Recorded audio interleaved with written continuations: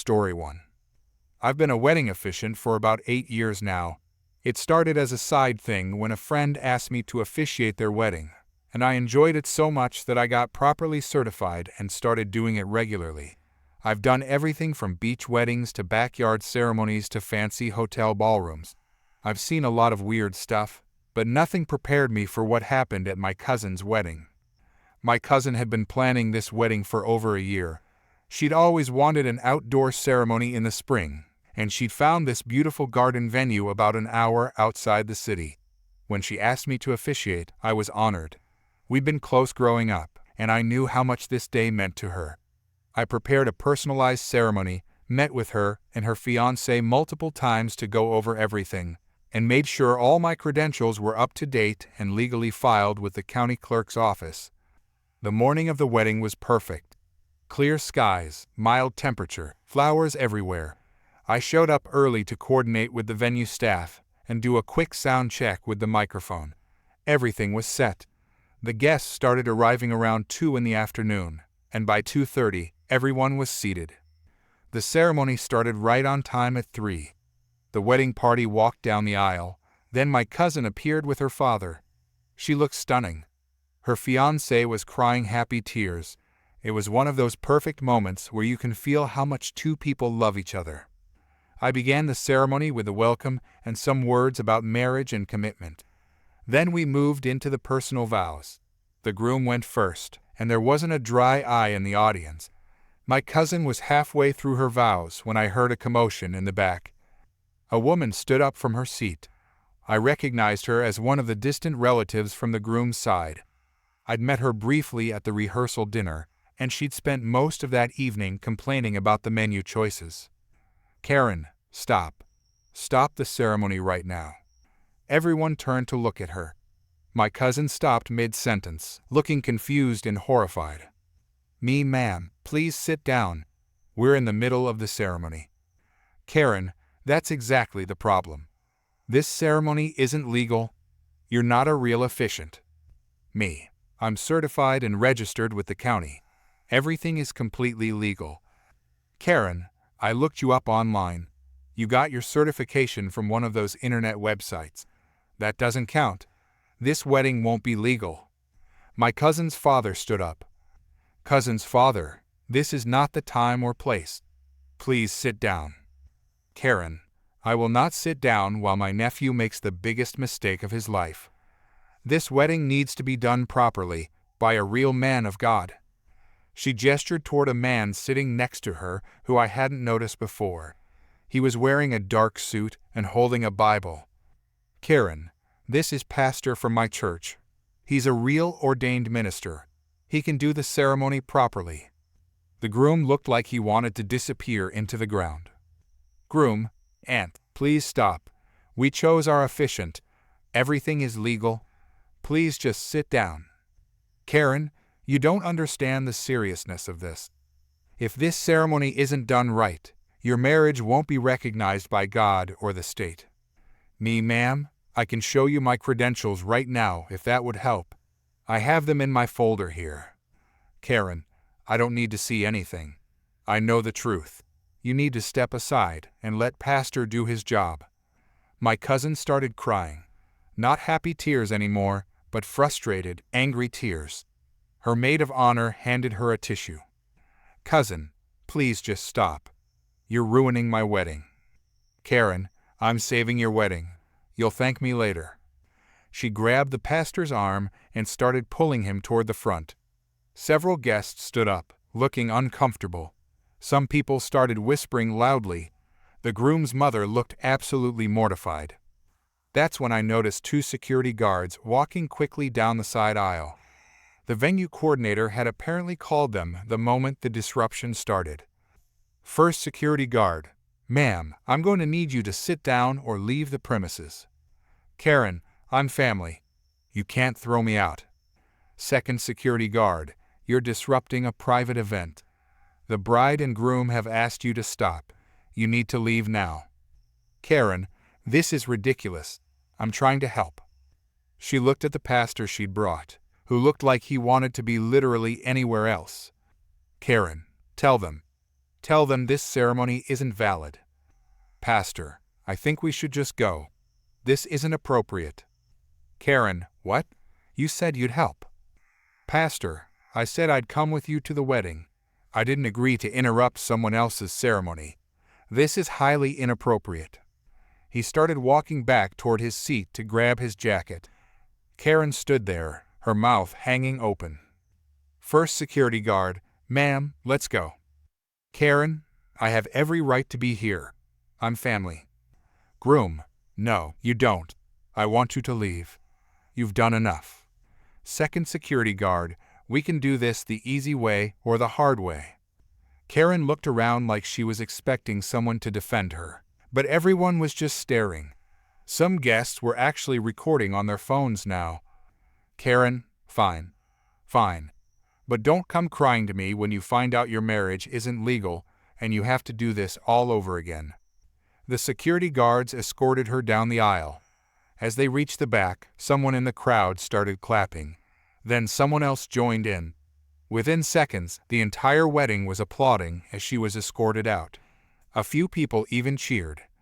The pastor she'd brought grabbed his things and quickly left on his own, looking embarrassed.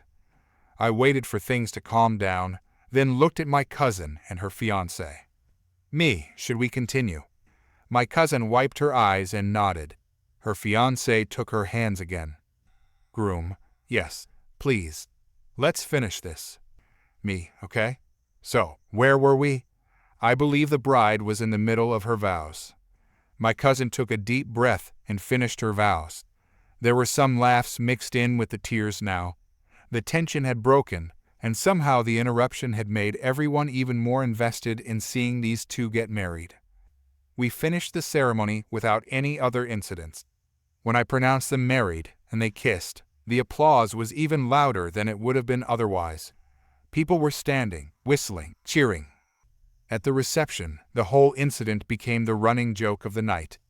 During the toasts, the best man mentioned how the bride and groom's love was so strong it survived a hostile takeover attempt. Everyone laughed. Even my cousin and her new husband were able to laugh about it by then. The venue coordinator came up to me during dinner. Coordinator, I'm so sorry about that. We've never had anything like that happen before. Me, not your fault. You handled it perfectly. Coordinator, between you and me, the bride's mother already told me that woman isn't invited to any future family events. She's officially blacklisted. Later, I overheard the groom's mother on the phone with someone, presumably another family member. Groom's mother, no, she's not welcome at Christmas this year, or any year. She tried to hijack the wedding with some random pastor. It was mortifying. The whole thing is on video. Yes, during the vows. I'll send you the link. My cousin and her husband are doing great. By the way, their marriage is completely legal, obviously. I made sure to frame a copy of their marriage certificate along with a photo from the ceremony as a wedding gift. They hung it in their living room. And as for that relative, I heard through the family grapevine that she tried to claim she was having a medical episode during the wedding to excuse her behavior. Nobody bought it. She's been uninvited from every family gathering since then. The marriage is going strong, and my cousin sends me a thank you text every anniversary for not letting her crazy relative ruin their day. Best wedding I've ever officiated, hands down. Story 2. I've been organizing barbecues with my friends for about 4 years now. It started back in college when a group of us realized we were all broke, but still wanted to hang out and have fun. We couldn't afford to go to restaurants or bars every weekend, so we pooled our money and started doing cookouts at the public park near campus. Even after we all graduated and got jobs, we kept the tradition going. Now we do it once a month, usually on Saturday afternoons. The park we use has about 6 grill areas scattered throughout, and they're all first come, first served. We learned pretty quickly that if you want a good spot, you need to get there early. So we usually arrive around 11 in the morning to claim a grill and set up our tables and chairs. We bring our own charcoal, our own food, and we always clean up after ourselves. We're not those people who leave trash everywhere.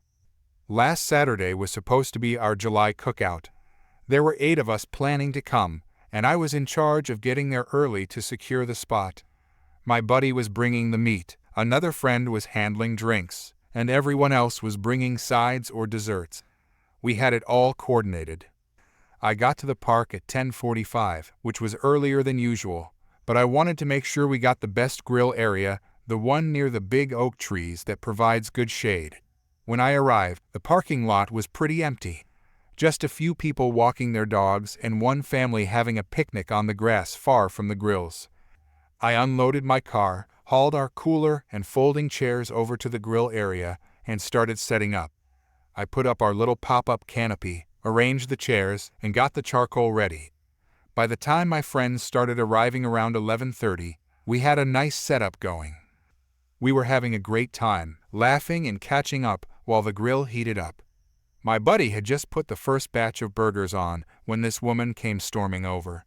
She had 2 kids with her, probably around 8 and 10 years old, and she was pulling a wagon full of coolers and bags. "Karen, excuse me. You're in our spot." Me, "I'm sorry, what?" "Karen, this is our grill area.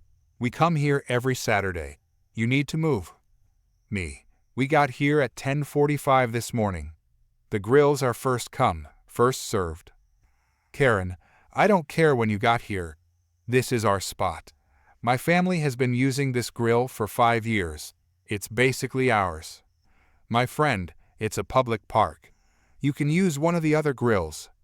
"Karen, the other grills don't have shade. My children have sensitive skin. We need this spot." Me, "I understand, but we're already set up here. There's another shaded area over by the playground. That grill is open." "Karen, that grill is terrible. The heat distribution is uneven, and it takes forever to cook anything. This is the good grill." My other friend, "Look, we're not trying to cause problems, but we got here first. That's how public parks work." "Karen, this is ridiculous. Do you know how long we've been coming here? This is a family tradition. You're ruining my children's Saturday." I glanced at her kids. They looked embarrassed and were trying to hide behind the wagon. One of them tugged on her shirt.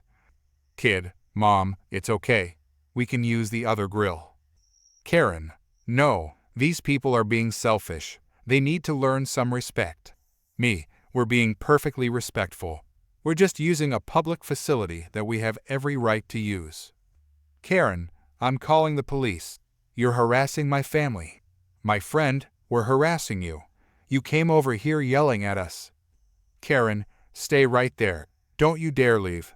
She pulled out her phone and walked a few feet away, but we could still hear her talking to the dispatcher. She was telling them that a group of people were threatening her and her children, that we'd stolen her property, and that she felt unsafe. None of that was true, obviously. We were just standing by our grill, completely confused. My buddy, "Did she seriously just call the cops on us for using a public grill?" Me, "Apparently." Friend, "Should we be worried?" Me, "We didn't do anything wrong. We got here first. We're following all the park rules. We're fine." Karen came back over, looking smug. "Karen, the police are on their way. When they get here, you're all going to be in big trouble. They'll make you leave, and you might even get arrested for harassment." Me, "We didn't harass anyone. You came over here and started yelling at us." Karen, "That's not how they'll see it. It's your word against mine, and I'm a mother with 2 children. Who do you think they'll believe?" We decided to just ignore her and continue with our cookout. She stood about 20 feet away, watching us like a hawk and occasionally taking photos of us on her phone. Her kids sat in the grass looking miserable. About 15 minutes later, 2 police officers showed up. Karen immediately rushed over to them, pointing at us and talking animatedly. We couldn't hear what she was saying, but she was clearly worked up. The officers nodded, then walked over to us. Officer 1, "Hey folks, we got a call about a disturbance.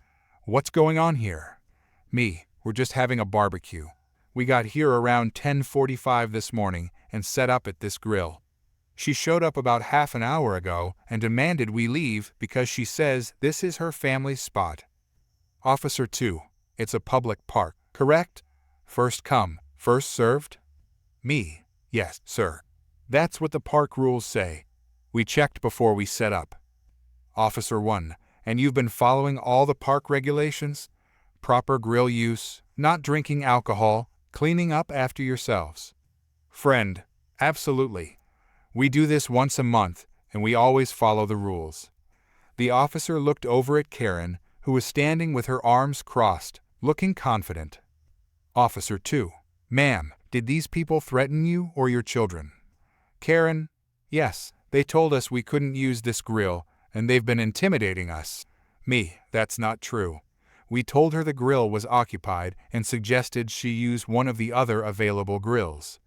Officer 1, ma'am, this is a public park. They have every right to use this grill if they got here first. That's how it works. Karen, but we've been coming here for years. Everyone knows this is our spot. Officer 2, that doesn't give you ownership of public property. These folks haven't done anything wrong.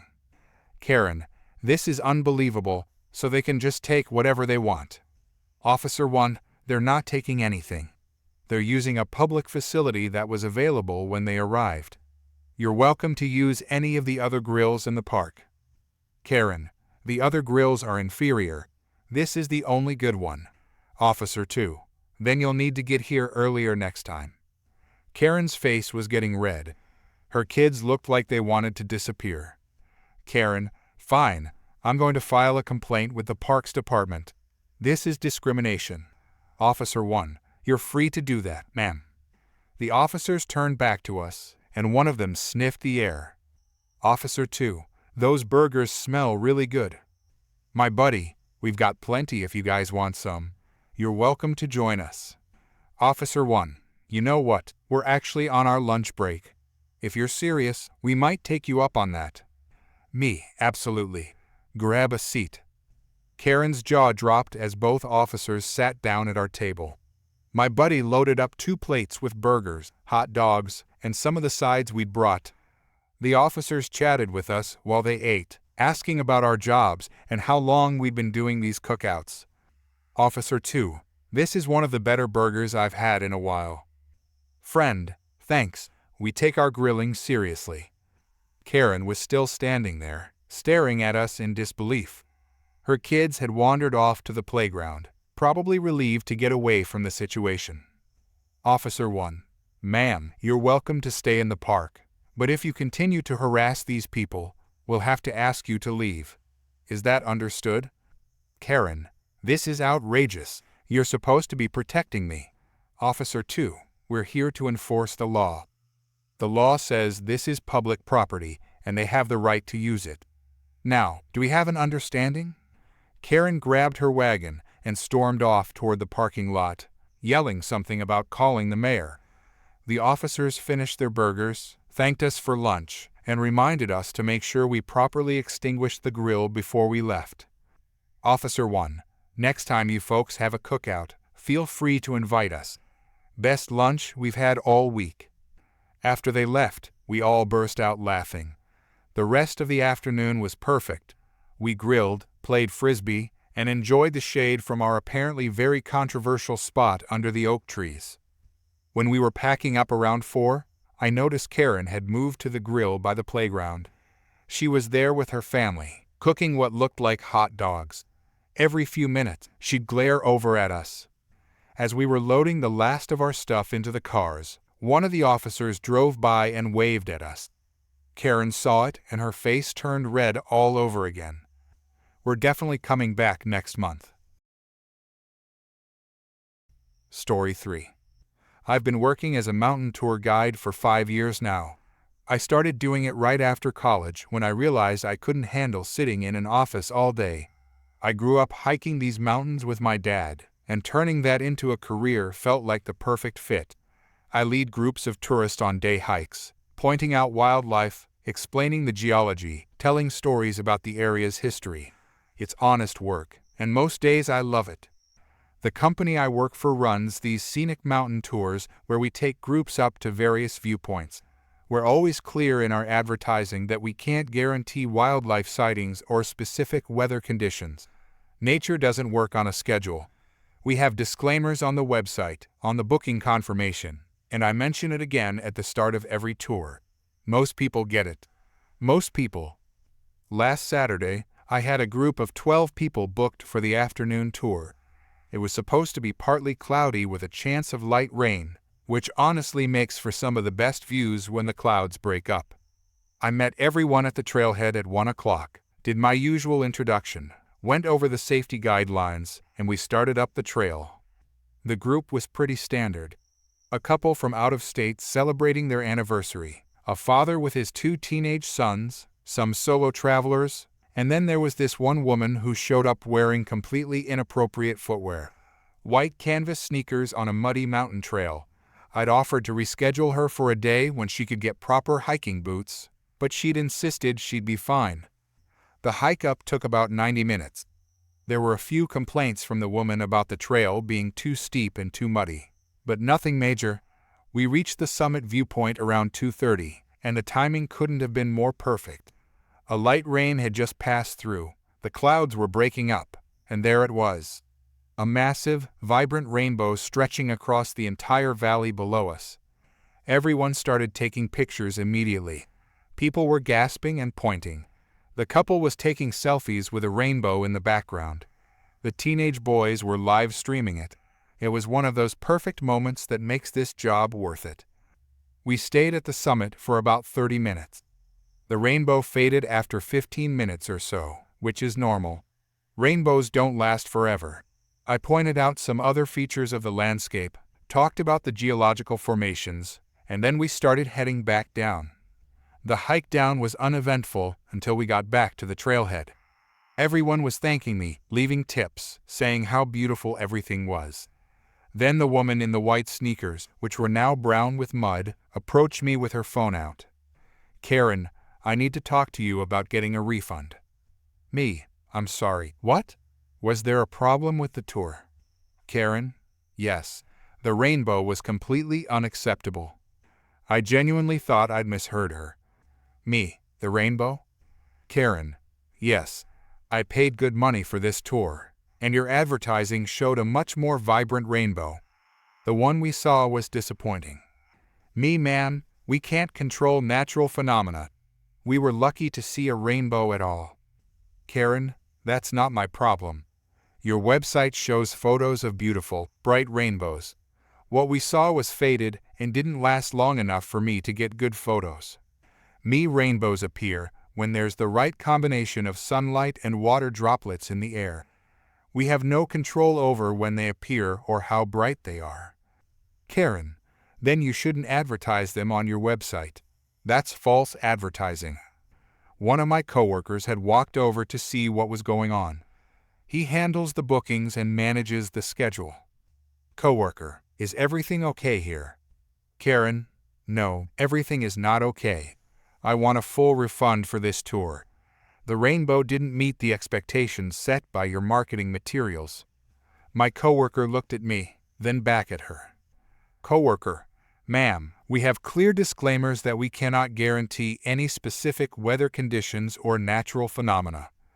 Karen, "I don't care about your disclaimers. I paid for a scenic tour with a rainbow, and the rainbow was subpar." Me, "We didn't promise a rainbow. We can't promise rainbows. That's not how weather works." Karen, "Well, you should have better control over your tours. Other companies manage their atmospherics properly." I had to bite my lip to keep from laughing. Me, "Manage our atmospherics?" Karen, "Yes, you need to plan your tours better so that the rainbows are more photogenic. The one today was too pale and disappeared too quickly." Coworker, "Ma'am, we're tour guides, not weather wizards. We can't control when rainbows appear or what they look like." Karen, "That's a poor excuse for bad service. I'm a paying customer, and I expect quality. The rainbow should have been brighter and lasted longer." At this point, I couldn't help it. I started laughing. Not a polite chuckle, but actual laughing. The absurdity of someone demanding a refund because a naturally occurring rainbow wasn't Instagram-worthy enough was too much. Karen, "This isn't funny. I'm being serious." Me, "I know you are, and that's what makes it so funny." I was trying to compose myself, but every time I looked at her stern face, I lost it again. My coworker was struggling too. I could see his shoulders shaking. Karen, I want to speak to your manager. This is completely unprofessional. Coworker, I am the manager, and I'm not issuing a refund because you're unhappy with a rainbow. Karen, then I'll leave a negative review. I'll tell everyone how your company promises things it can't deliver. Me, please do mention in your review that you're upset about the rainbow. I'm sure people will take that very seriously. I was wiping tears from my eyes at this point. A few of the other tourists from the group were still hanging around, and they'd started recording on their phones. Father from the group, lady, that was the most beautiful rainbow I've seen in years. My kids won't stop talking about it. Anniversary couple, we got amazing photos. Thank you so much for timing it perfectly. Karen looked around at everyone like she was expecting support, but people were just shaking their heads at her. Karen, fine. I'll be contacting corporate about this. You haven't heard the last of me. She stomped off to her car, her muddy sneakers squelching with each step. After she left, everyone who'd witnessed the exchange came over. Solo traveler, did that really just happen? Me, I think so, but I'm not entirely sure. Coworker, in 5 years of doing this job, that's the most ridiculous complaint I've ever heard. Me, she wanted us to adjust the atmosphere, like we have a weather control panel somewhere. We both started laughing again. One of the tourists had recorded the whole conversation and asked if she could post it online. I told her to go ahead. By Monday morning, the video had been viewed over 200,000 times. The comments were gold. People were making jokes about hiring rainbow coordinators and atmospheric managers. The woman did leave a 1-star review on our company page. She wrote 3 paragraphs about how the rainbow was disappointing and didn't match the advertised photos. She also complained about the trail being muddy and steep, despite those things being clearly listed in the tour description. Our booking numbers actually went up after that. People specifically requested me as their guide, saying they wanted to see if I could make the rainbows appear on command. I started making jokes about it at the beginning of every tour, telling people I'd left my rainbow remote control at home. My boss printed out the review and framed it. It now hangs in our office break room with the caption, Employee of the Month, Mother Nature. The best part? 2 weeks later, another tourist from that same group sent us a beautiful framed photo they'd taken of the rainbow that day. It's hanging in our main office now. The rainbow looks absolutely stunning in it, bright and clear across the whole valley. We never heard from that woman again after the review. I still wonder if she ever found a tour company that could guarantee her perfect, made-to-order rainbows. Good luck with that. Story 4. I've been a paramedic for 7 years now, and I thought I'd seen everything. I've dealt with difficult family members, uncooperative patients, and people who panic in emergencies. But nothing really prepared me for what happened 3 weeks ago. My partner and I were working a 12-hour shift when we got the call around 2 in the afternoon. Possible cardiac arrest, male in his 60s, unresponsive. The address was in a quiet suburban neighborhood, the kind with big houses and manicured lawns. We got there in about 6 minutes, lights and sirens going. The thing about these neighborhoods is that the houses are set back from the street with long driveways. When we arrived, I could see a man waving frantically from a front door about 4 houses down. The problem was there were cars parked along the street, and we couldn't get close enough. We needed to be as near as possible to load the patient quickly if we got him stabilized. Partner, we need to pull into a driveway to get closer. Me, agreed. Use that one right there. There was a house 2 doors down from our patient with a wide driveway and no cars blocking it. It was the fastest way to get our equipment to the scene. We pulled in, grabbed our gear, and started running toward the house where the man was waving. We'd barely made it 10 feet when this woman came bursting out of the house whose driveway we'd used. She was wearing workout clothes and had her phone in her hand. Karen, excuse me, what do you think you're doing? I didn't have time for this. My partner kept running while I turned around briefly. Me, emergency call. Ma'am, we'll be out of your way soon. Karen, you can't just park in my driveway. This is private property. Me, we have a cardiac arrest 2 houses down. We need to be close. I started running again, but I could hear her yelling behind me.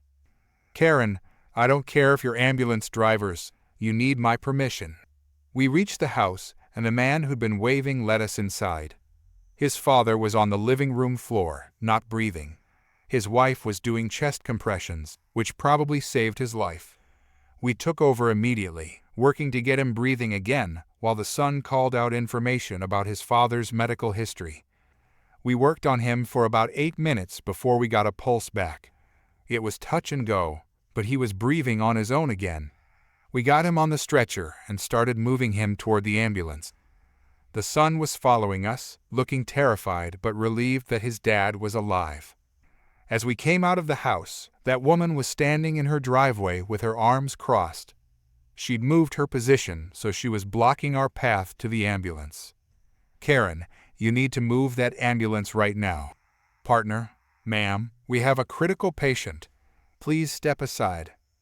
Karen, not until you apologize for trespassing on my property.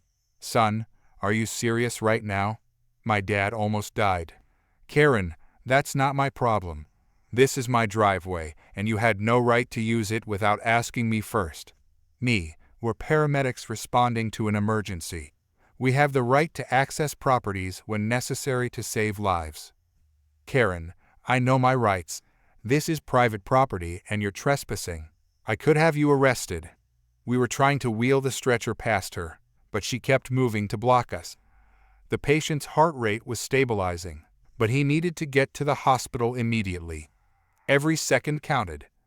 Son, lady, please, we need to get him to the hospital. Karen, then you should have thought about that before you violated my property rights.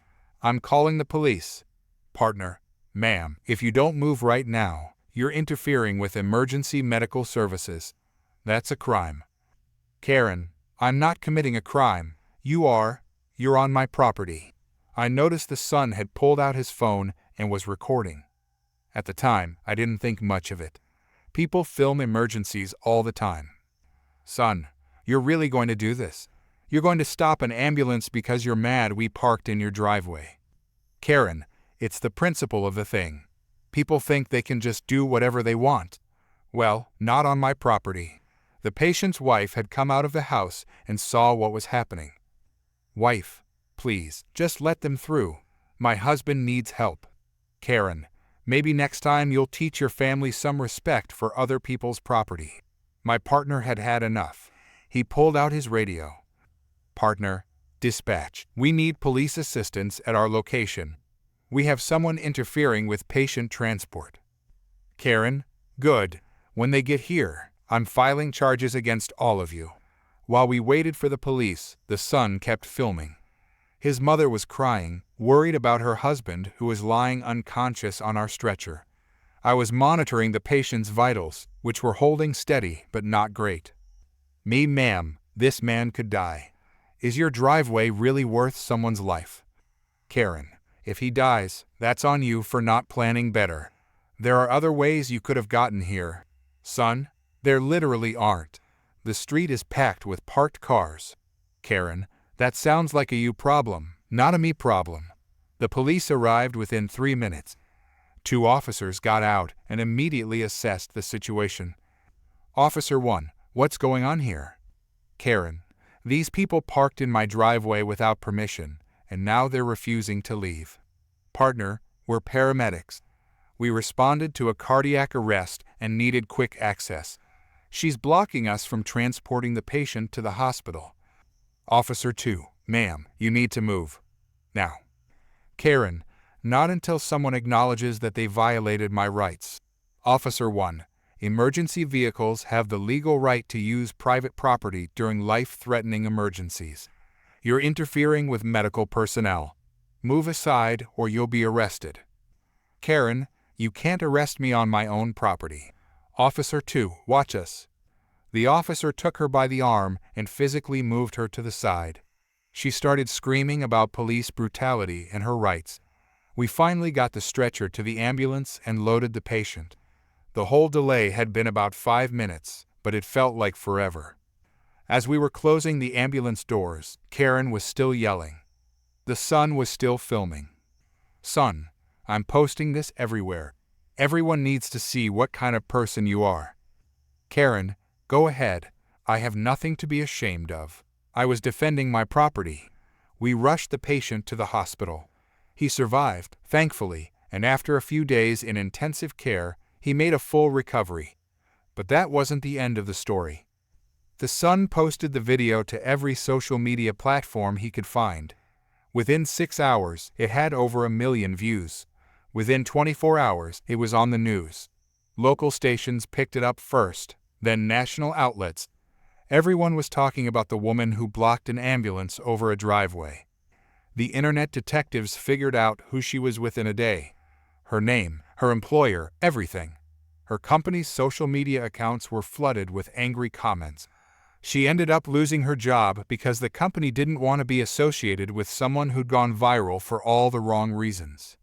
People found her address and started leaving fake ambulances and toy ambulances in her driveway. Someone put up a sign on her lawn that said, "Karen's no parking zone, not even for dying people." The homeowners association in her neighborhood got involved after receiving hundreds of complaints. 2 weeks later, I heard through the grapevine that she'd put her house up for sale. Apparently, the neighbors had made it clear she wasn't welcome anymore, and the constant harassment online had become too much.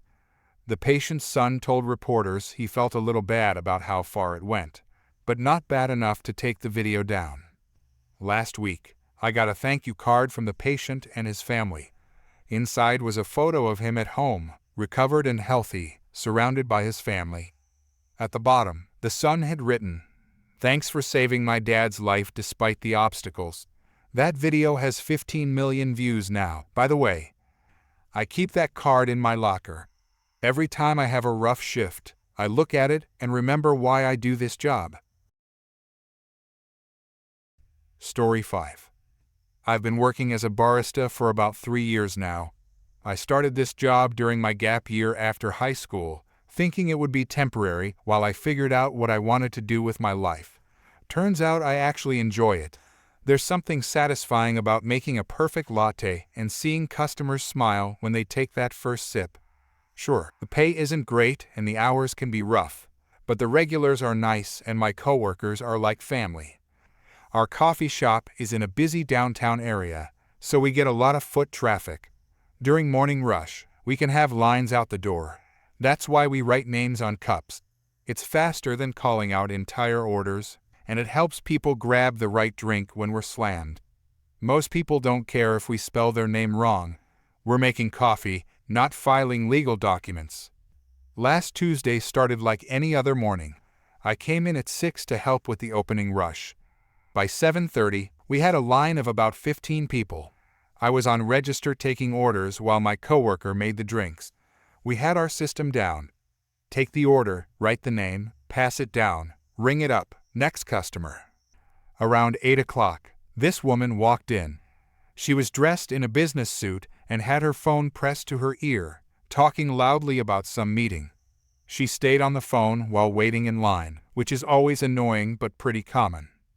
She finally got to the counter, still on her phone. "Me, good morning. What can I get for you?" She held up one finger at me, telling me to wait while she finished her call. I stood there for a solid 30 seconds while she wrapped up her conversation. The people behind her were getting visibly impatient. "Karen, finally. I'll have a grand vanilla latte with oat milk, extra hot, with exactly 2 pumps of vanilla, not 3, and make sure there's no foam." Me, sure thing. Name for the order. Karen, Karen, Karen. I wrote it down on the cup and passed it to my coworker. Except I must have been on autopilot because I wrote Karen instead of Karen. 1 letter different. It happens. Me, that'll be $6.50. She paid and moved to the pickup area. I kept taking orders. We had 8 more people in line, and everyone was in a hurry. About 5 minutes later, I heard my coworker call out the order. Coworker, Grand Vanilla Oat Milk Latte for Karen. I saw the woman pick up her cup, look at it, and her face immediately turned red. She marched back to the register where I was still taking orders. Karen, excuse me. Excuse me. I was in the middle of taking another customer's order. Me, I'll be with you in just one moment. Karen, no, I need to speak to you now. The customer I was helping looked uncomfortable. Customer, it's okay, help her first. Me, I'm sorry about that. Yes, how can I help you? Karen, you spelled my name wrong. She held up the cup so I could see. Karen instead of Karen. Me, oh, I'm sorry about that. It doesn't affect the drink though. That's still your latte. Karen, that's not the point. You spelled my name wrong. Me, I apologize. We get really busy and sometimes make mistakes with names. Your drink is correct though, exactly how you ordered it. Karen, this is completely unacceptable. Do you know who I am? Me, I'm sorry, I don't. Karen, I'm a social media influencer. I have over 50,000 followers. My personal brand is built around my name. This is basically defamation. I thought she was joking at first. Me, it's just a misspelling on a coffee cup. I'm really sorry, but your drink is made correctly. Karen, I don't care about the drink. You've insulted me personally. This is mockery. You did this on purpose. Me, ma'am, I promise it wasn't on purpose. We write dozens of names every hour. Sometimes we make mistakes. Karen, I want you to remake this drink with my name spelled correctly. Me, the drink is fine. It's exactly what you ordered. I'm not remaking a perfectly good drink because of a name spelling. Karen, then I want to speak to your manager. My manager had been in the back doing inventory, but came out when she heard the raised voices. Manager, what seems to be the problem?